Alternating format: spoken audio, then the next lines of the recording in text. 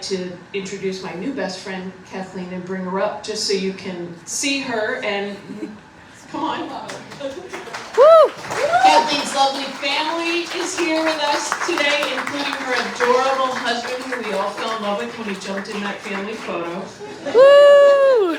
So I would ask anyone here who has a connection to Tombs in Galway, anyone who has a connection to adoption, whether it's your own story or someone close to you, just show of hands, and you don't have to if you're not comfortable, but yeah.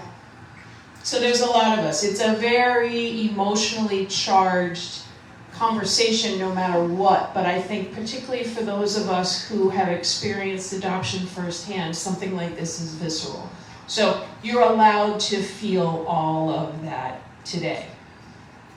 I want to start with any questions for Tanya, our brilliant director who brought this film to life, only because she's based in London and we want to let her go to bed. So if you have questions for Tanya, first of all, Tanya, can you introduce yourself to us and give us a little bit about you? And then we'll go to questions from the group. Hi everyone, thank you so much for watching the film. So I'm a documentary director based in London. I'm also half American, but I've spent my adult life in the UK. And I came to the story of Tuam and came to make this film actually through a British woman, Annette, who's in the film, discovered that her sister is one of the 796. But the whole journey ended up taking about 3 years. So we started, we developed it, and we spent 2 years pitching it to lots of different broadcasters to try to get enough interest and enough money to make the film. And in the end we did, and COVID happened in the meantime, and a lot of things happened in the meantime, including the commission investigation into mother and baby homes. So it was a very long journey, but it was amazing to meet Kathy and Michael as part of that journey, and to be able to film with them and hear their stories. So it's lovely to be in the room with Michael and Kathy, even virtually. So thank you both. And thank you all for watching the film and coming to the event. And Michael, do you want to take a minute and introduce yourself briefly to the group? Sure. Michael Byrne. Not that brief. I've been in Boston since I moved here, from adoption from age 4 from Dublin. And I'm born 45 years now, a travel agent. So I've been all over the world. I've traveled back to Ireland a lot, 20, 25 times easily over the years. I enjoy selling it. It's part of my job. And, that's pretty much it. It's what I do.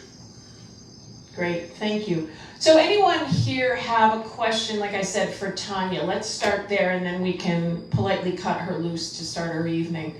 I think if I were to ask a question of you, Tanya, it would be, you planned this project and you had the interviews. What for you was the moment where you knew you had something that you had discovered in the process that would grab the audience? What for you was the most startling revelation in this project?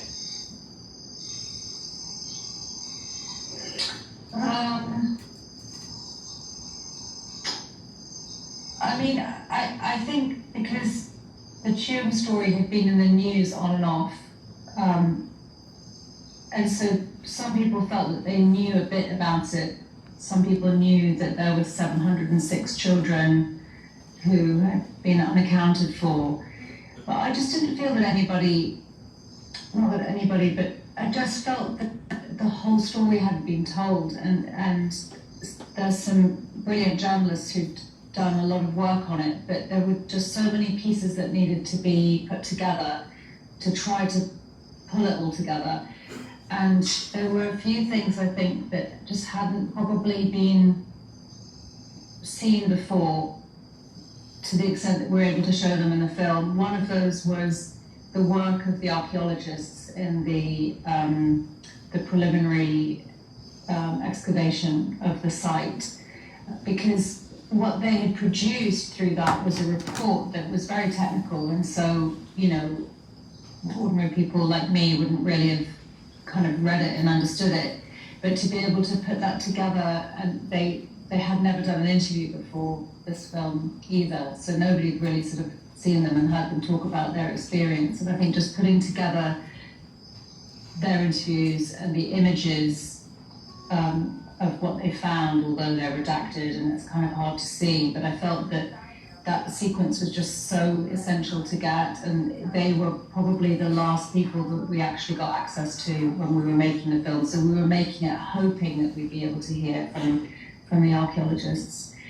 And then the other thing is really the personal stories, you know, finding Michael, and Michael having letters and, you know, documents from his past, and his extraordinary story of, you know, the journey to find his mum.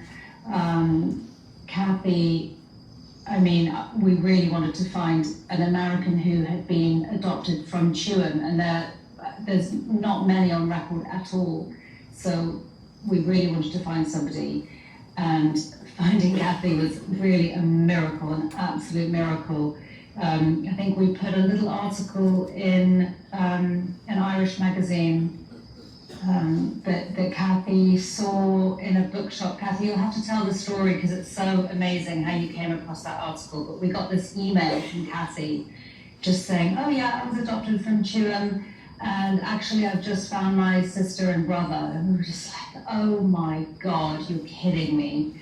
And then she said, yeah, we're going to meet them in New York for the first time. I mean, it was just like, for me, just like television gold, that something positive had come out of this. Kathy had found siblings, they were in England, they were going to travel to New York, it hadn't happened yet, maybe we could film this. It was very exciting.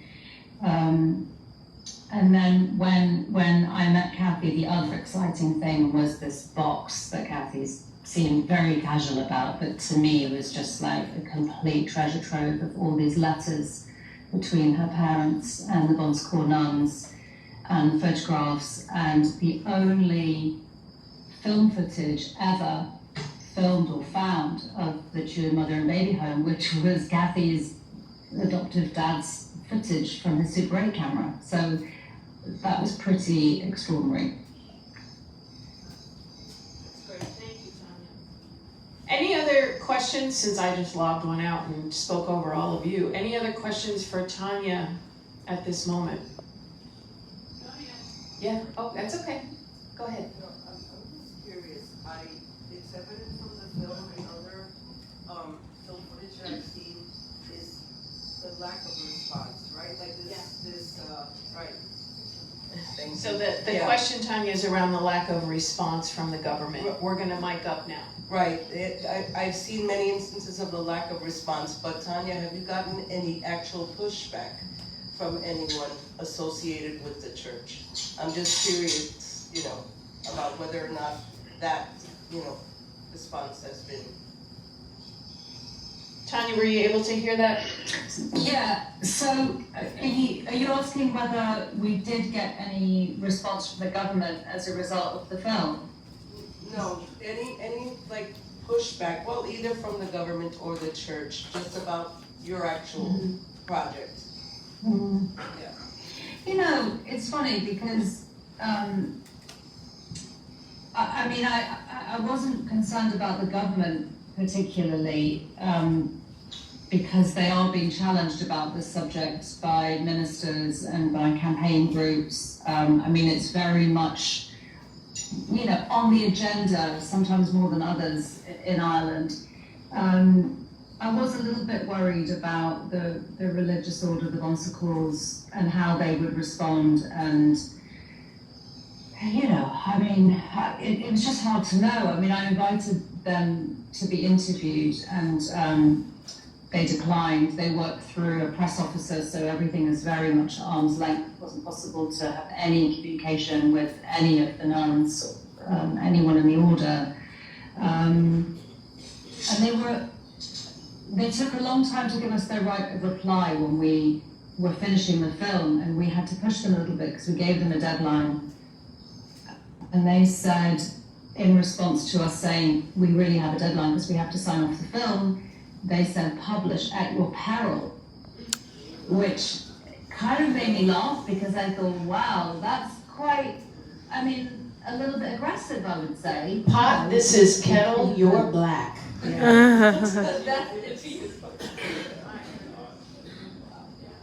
We had one more question for you, Tanya, before, oh, two more, okay. Yeah. Just wanted to ask, so the government released the records, they didn't seal them for people to find out who their parents were. What are they actually sealing? Like, what other evidence are they sealing for 30 years? Tanya, could you hear that? Ah, Okay. yes, I could. So, so what they did is they gathered, you know, records and documents from mother and baby homes as much as they could, because obviously, because it wasn't a police investigation, they couldn't go into any of the institutions or orders and compel people to give them documents. So everything was sort of requested politely, and so everything that they got is sealed.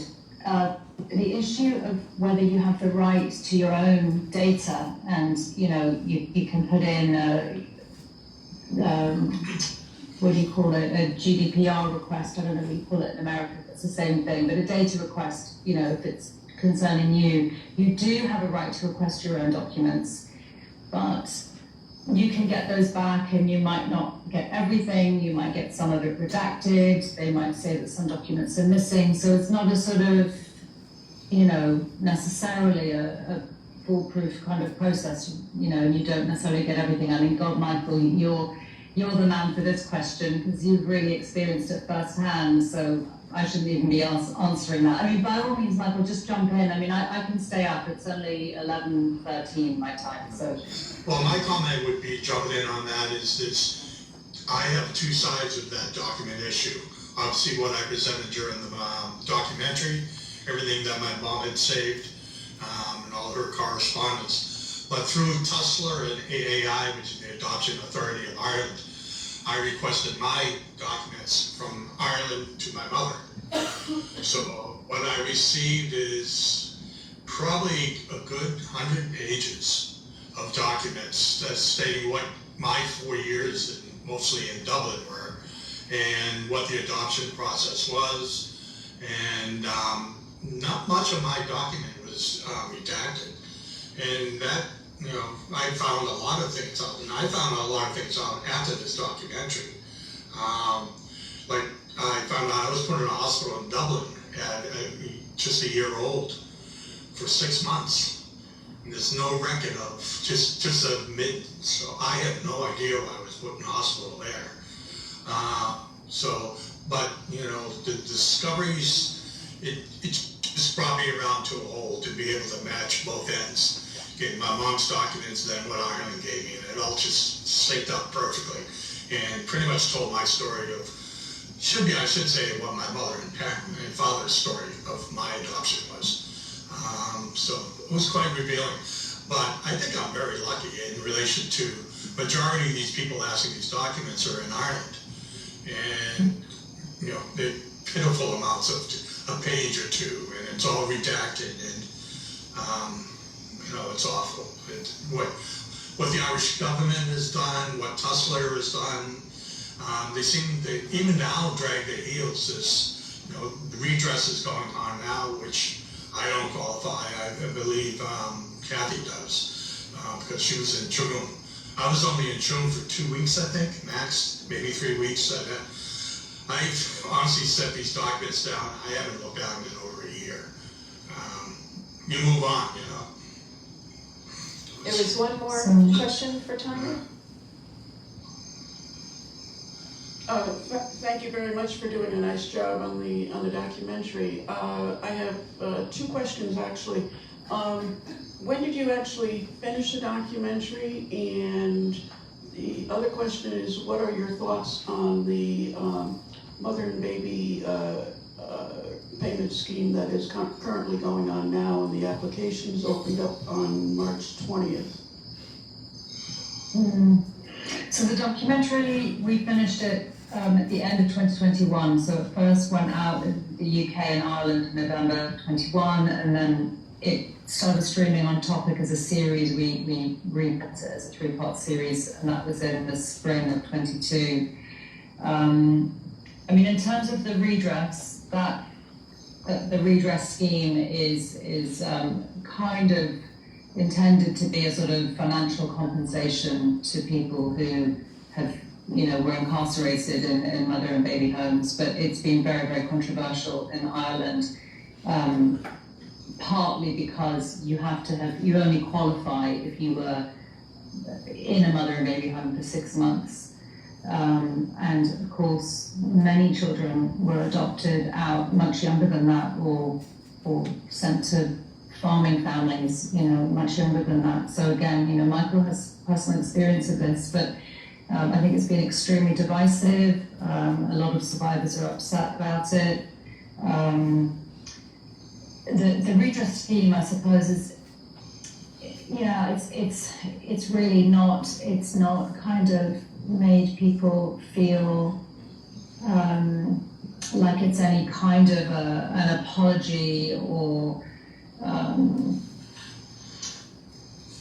a healing process. It just hasn't been that, and it's not over yet. So I think it's very, very complicated. And on a different note, there's also the excavation of the site, which has still not been done, but it is slowly beginning now. I mean, it's going to be a long process, and even symbolically, it's going to be hugely significant when that happens.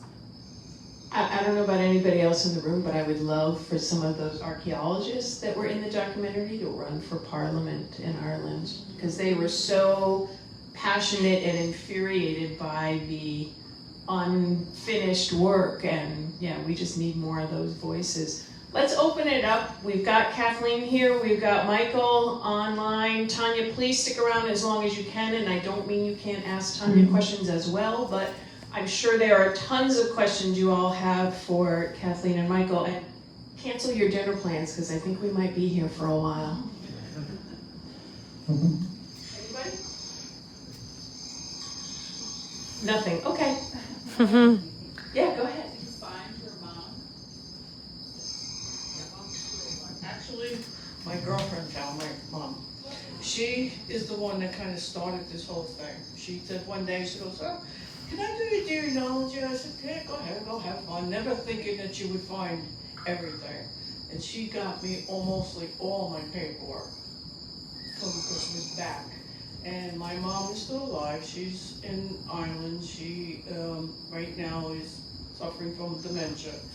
Unfortunately, she didn't want any contact because she never told her husband, and I have a half-sister and a half-brother also there, and never told them. So basically the last note from her was, please don't go on the internet, please don't answer anybody. But I have family who reached out to me from my mother's side, and I, matter of fact, just met one of my cousins last year in New York for lunch, and she found a brother that she never knew she had from my uncle, from her father. So it's in the family. So my mother wasn't the only one. Yeah, my mother also had 2 children prior. She had my sister, who since passed away, and she had me. So, and both in homes. It's life. If it is what it is, we have to accept what it is, and we have to go on. So. Any other thoughts, comments? Yeah, please. Look at that. It's coming.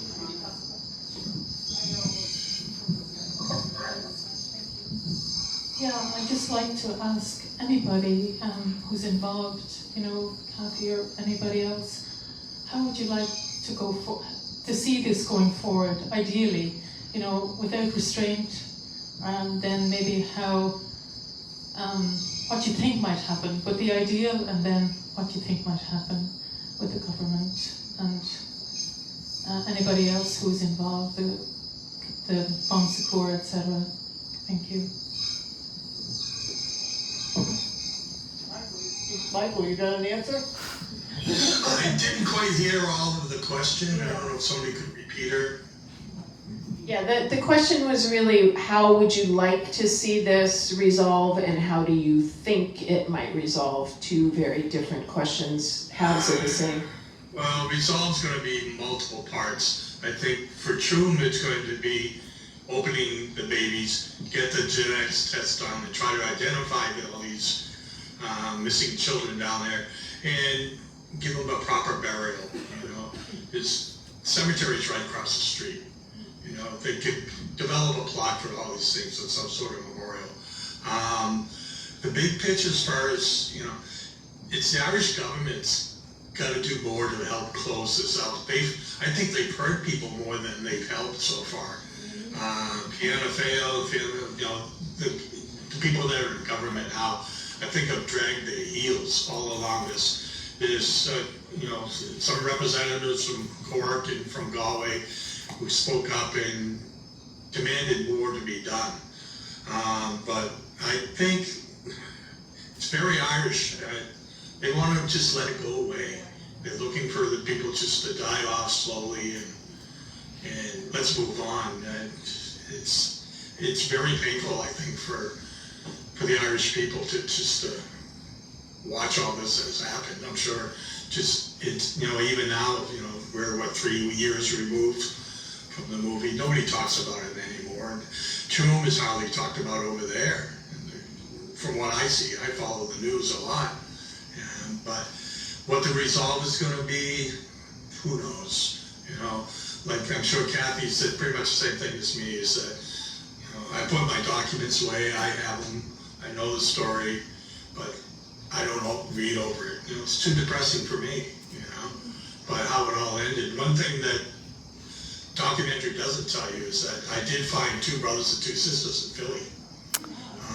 They showed up in 2023, just from Ancestry.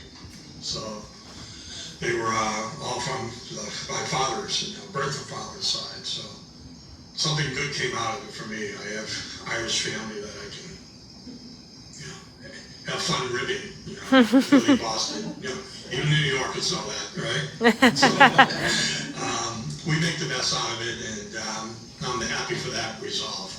But other than that, it's just going to eventually peter out. There's so many news stories going on over there already. They have the same issues as us.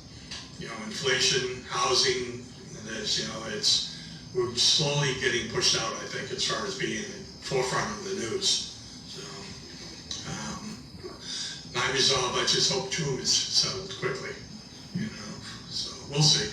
Well, my thing about the readiness plan is that I feel it's hush money. They're killing us. We'll give you money. They're hoping, like Michael said, that we all die off and we just let it go. There's a lot of Kathy, you have to sign off on that, don't you? That's the other problem. You gotta be careful because they want us to sign off on that. That means that if we sign off, we don't get anything else from it. So that's unfair. Then they tell us that in Ireland, they are getting enhanced health insurance basically for the rest of their life. Here, they tell us we don't know, but it looks like they're gonna give us $3,000 and that's it. So, you know, like I said, there's a lot to this, and a lot of things are wrong. I think nobody wants to face the problems. They don't want to face how many people are really involved with this and how many babies. Like I call them my brothers and my sisters because they are all us and they belong to be buried in a proper burial. It's not just to them, it's all of Ireland. And it has to be taken care of, it has to be addressed, and it has to be addressed for today because it's not good over there still for mothers and babies. And it needs to be. The other thing, sorry, Catherine, if you finish. No, I think also with the redress and a lot of these issues, you know, I think the government does need to be held accountable. But if it's the government paying for this scheme and compensating people, that's the Irish taxpayers who are effectively funding that, and it's not the religious orders who are really, you know, responsible for a lot of this. It's the state and the church. But one of the issues is that many of these orders are extremely wealthy and they can't be forced to pay, even if they should. But So- weren't they the ones who profited greatly from this whole, yeah. I This look at it is, as it's diplomatic immunity is how they treat it. You know, you can't touch the church, you can't even question us. You know, no, you know, it's so frustrating because they're the ones that the parents of the baby paid in. That every time, you know, as long as you were in Troom or even in where I was in Dublin, you had to pay to stay in there. So plus the state was also paying at the same time to the nuns. So there was a double income coming in from both sides. And so they're the ones that gained everything, and they're the ones that should at least say they're sorry. They haven't even done that. who else has a thought or comment? Go ahead, Joe. Yeah. First of all, thank you so much, Kathleen, to you and to your husband Andrew for sharing your story with Tanya, and then also with all of us. I have a two-parter for you, if I may. One is, I believe you said that it was a friend of yours that had encouraged you to get DNA testing. When she encouraged you to get the DNA testing, was it done for the purpose of seeing if you had family out there that you could connect with? And the second part is, Tanya had referenced that you saw an article in an Irish journal or a publication of some sort here that was seeking to connect with people from the Tuam home. What was that? One, where did you see it? And what prompted you to actually take the affirmative action of responding? Thank you. Well, I'll answer the last one first. And it was a magazine. It was on the magazine rack, and it had two of them. And my husband and I were in the bookstore, and he kept walking over to it and saying, look, and he put it down. And about 3 or 4 times he finally turned, he goes, I'm gonna just take this. So we took it home and we read the article, and at the end, there was a little thing at the end of it, and it said, we are looking for people who were born in Tuam, doing a documentary, and we'd like you. So I looked at him and I said, what do you think? He goes, I'll send it in, nobody will probably answer you. So I sent it in. Within two days, I would say, they got in touch with me, and they were interested, and that's how we started. And the first one was You'll have to ask the lawyer in the front. a lawyer. I spared you a 3-part.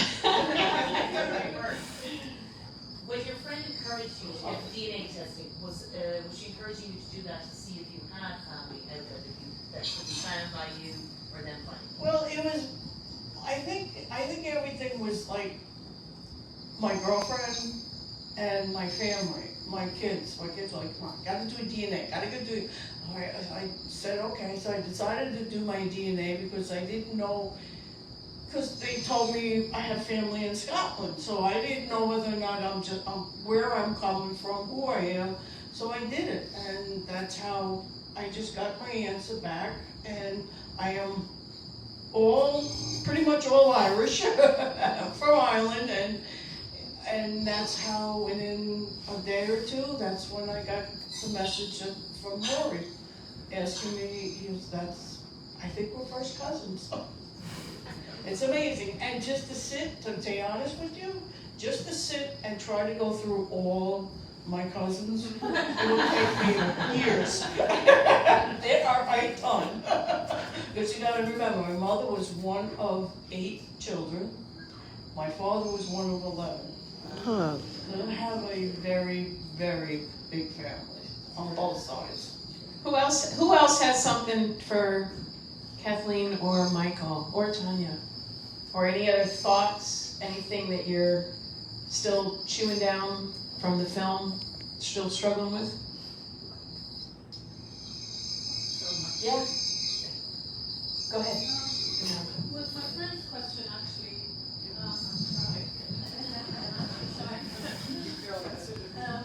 has there been any discussion about criminal action with regard to the nuns or any religious order? It's a really good question, because I think, well, because I'm an outsider to all of this, and I was when I came into the story, it seemed obvious that it would be treated as a criminal investigation from the beginning.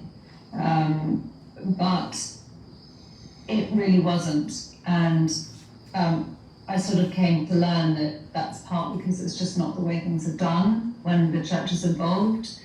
And then with the excavation, one of the reasons it's taken so long for the excavation to get approved is because they needed to create a legal framework so that the coroner would not be involved, so that there would never be a possibility of investigating criminally what had happened to the children, that it would be a humanitarian exercise to exhume the children's remains and hopefully identify them with family and so on. So it's an exercise of, dignifying, but not a criminal investigation. So that answers that question.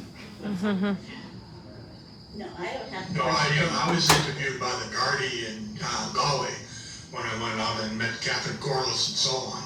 And they just took notes and said, thank you very much for all my comments. I spent about half hour at the police station, the Gardaí there, but I never heard anything further from them. And I think it's exactly what Tanya is saying. They're walking on thin ice when it comes to the church. Don't upset the apple cart, which, being raised and brought up Irish Catholic, Catholic schools all through that, learning to respect it, what the nuns and the priests, we all went through that. And then to find out where your beginnings were and what that environment was and what they did to everyone is so counterculture of what we were brought up with. Needless to say, I don't go to church anymore. Yes, me too.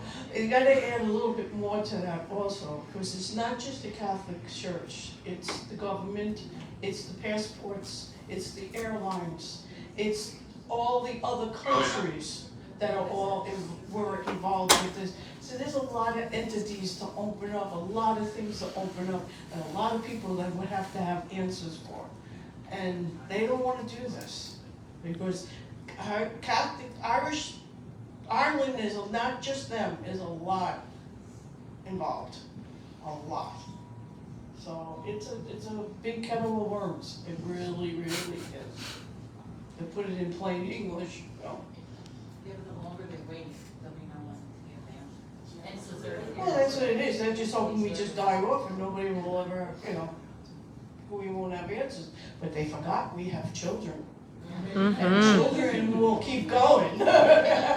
So they don't realize that we have children that will keep it going.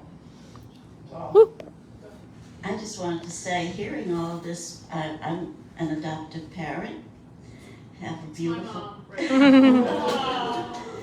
And we were blessed with a wonderful experience, and I even consider it more so now after viewing this and experiencing it. But I must say the ironic part of this whole thing, if I understood it all correctly and looked at the diagrams, is to put a playground over that site. That got to me. I just can't understand how That's hard all to this. swallow. It really is. When you walk into that area where the home was, and my husband and my daughter and her boyfriend at that point, we both walked in, well, all of us, and I'm looking and I'm going, they have a playground here. How do you put a playground? I mean, in a way, it kind of made me feel better because there was all children involved. But in a way, it's like, how do you do this? How do you just I think it's closed at this point because it's where the septic tank is in the corner. So the playground is over in this area, but I think it is closed at this point. And It's all cordoned off now. yeah, and the whole thing is one of my girlfriend's husband, who's Scottish, he put it, this is Ireland's Holocaust. And it really is. So, and we've lived it, and we made it out. I don't consider myself lucky.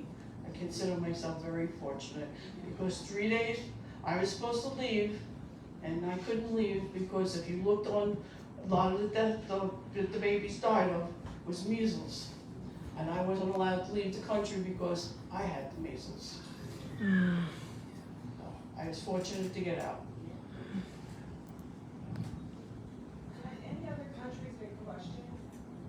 Just not Ireland? So Tanya, that's probably a question for you. The question is, are there any other countries that are part of the questioning?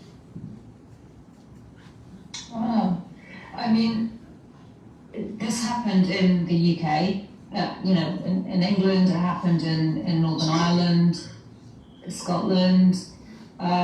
Different countries have done their own sort of inquiries. You know, I think Northern Ireland had their own kind of version of the Republic's Commission of Inquiry. In the UK, there's been, I think, some kind of government apology for taking children away from their mothers, but there hasn't been a kind of in-depth process here at all. Yeah, I don't know. I mean, Spain has had a whole history of this as well, but I don't think anyone's been through a process like Ireland has. I'm sorry, I mean in terms of adopting children, the whole process of the children from Ireland coming here or other countries. So the children sent to England, they were children sent here, so. So I think we're about to lose the Zoom connection with these guys, so. Okay. What does it We show can on dial there? back in if we can. Can they dial back in? Oh, I see. Okay. Yeah, we'll just dial back in. Okay, somebody smarter than me is gonna handle that part. Eileen, do you mind just saying that question? It's just that the sound isn't amazing. The US is part in this process, in Kathy and Michael's part. What's going on the United States part? Who's being questioned about taking these children and these adoptions and the airlines and everyone else? Oh, everyone else. I think we just lost her. Sorry, anybody have a question for Kathy? I don't know, Kathy. Yeah, like what's being done here, so the adoption agencies on the American side, the airlines. Nothing on this side. Nothing It's here. all, Yeah. it's basically all with Ireland, nothing with here. Yes, there were, I mean, my mother and my father went to a first Irish adoption agency and they were turned down. And somebody at work told them, and my father, to go to the Angel Guardian Home, and that's how they were able to accept it like that. So it's like I said before, it's a can of worms. We open this up, there is a lot of people involved, all over. So it's not just here, and they went to, I know the babies do, there were children that went to Australia, and they were, the boys were sexually abused, and the girls were put into, basically as they grew, they became servants. So, it's bad, you know, and these are stories that people don't hear. They only wanna, let you know, oh, yeah, this is what, they don't wanna hear you, so. So my mother's been trying to get her stateside adoption paperwork, and she's been stonewalled in Brooklyn multiple times for getting the stateside paperwork. And because why? They still are protecting my mother. Because my mother is still alive. If my mother was passed, I would get the paperwork. So the state of Connecticut said the same thing for years, that they had promised these women anonymity and that they were protecting them, even though they never asked any of these birth mothers what they wanted. And 3 years ago, the law in Connecticut changed, and it was because they had testimony from all of these birth mothers who said, I want to be found. I would be thrilled to be found. And they finally realize what our lives are like, because we don't have, you guys all are fortunate, you have your mother, your fathers, we don't have that. We don't have our real parents. We don't have the love like we did when you have children, I had my own children. The love that you give to a child, I had a year and that was it, my mother was gone, out of the home. And I spent 2 more years by myself. We're trying to get, yeah, there we go. Michael, thank you for your patience, sorry about that. No worries. Oh, we have Tanya back too. Yeah, so I'm just curious, when the mother was put out of the home, were they ever embraced back by their family? You have to say the mother. Yeah. Okay. So I was just curious if any of the mothers, once they were aged out or their 12 months were up, leaving the homes, were they ever brought back into the family fold? Because I'd imagine their own mothers had to feel some kind of compassion for their daughters that were sent away. Like, what happened to them? Were they then on the dole? Like, what was their support, if any? Tom, you want to answer that, or pretty much, what my knowledge of all that is, very rarely did these brothers go back. Like mine left immediately and went back to Philadelphia. She was assisted by her mother and her sister. Her sister paid for me to get out of Troon. And I was sent to St. Patrick's in Dublin. And she was home in Philly within a month of having me. But I think I hear are stories of these, remember they were all banished from their parishes. A lot of them, the fathers wouldn't let them back into the home. Back then it was, I think, because back in the 50s and 60s, Ireland was pretty much everything was controlled by the church. And so, they were called out on the pulpit, that whole village, like where I was born, where my family's from, it's on the Mayo Sligo line, very rural. Everyone knew everything. And so, and I think that happened for a lot of people. A lot of them went to the UK. Their mothers went and worked in England, never to return. So I would think that would have been a rarity for them to be accepted back into a family knowing that they had a child out of wedlock. I think the majority went elsewhere. It changed, Yeah, I'm pleased you said that word, Michael, because that is the key, isn't it? It's the word shame, and it was so prevalent that, it made it impossible, really, for people to go back to their community and then certainly never with their child. Which is sad, because that's a big part of the whole thing, the separation. Go ahead, we have another question for you. I just had a question for you, Kathleen. When did you meet your own birth mother?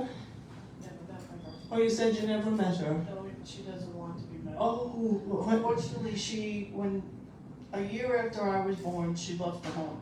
She went back to her own, but her family moved to Scotland.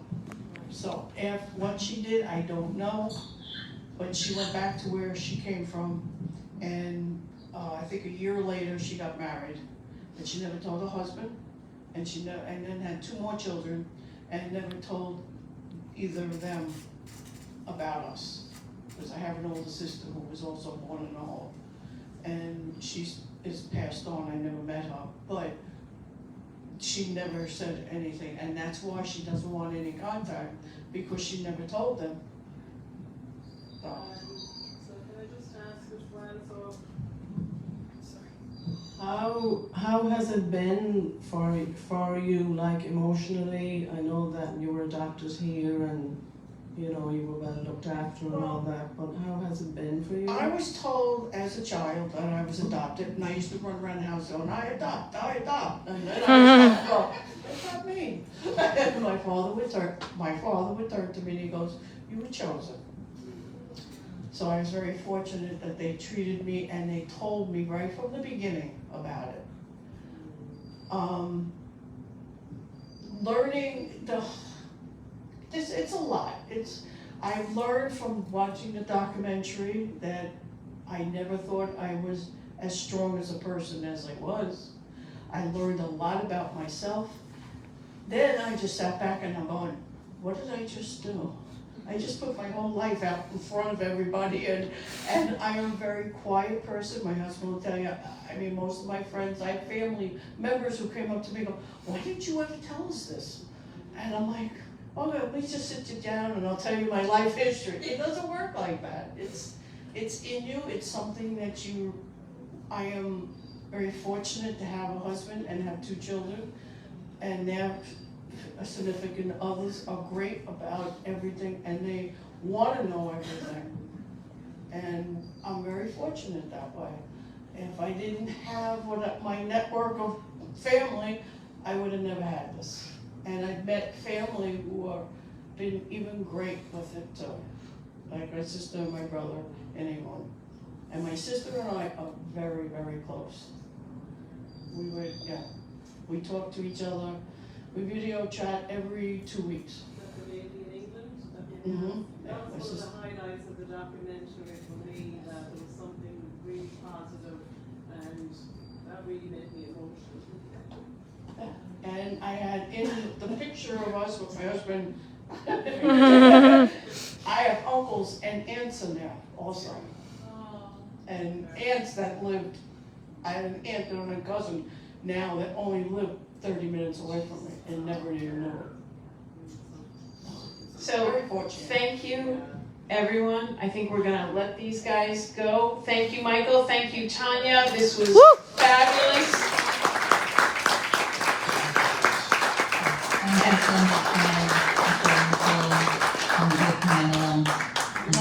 Thank you so much. I think Kathleen's gonna stick around for a bit. If you have, don't you have your archive with you? Yeah, so Kathleen has some of the papers and some of the documents that were in the treasure trove that Tanya referred to. Do not walk away with them. You're on camera. We will find you, but but I think to that point that so much of Kathleen's story came together because of all of that documentation that her mom saved. So And I'm yeah. very fortunate because my father went to Ireland, so all the footage that you saw of Ireland is all from my father. And the little girl in the red coat was her. That was all me.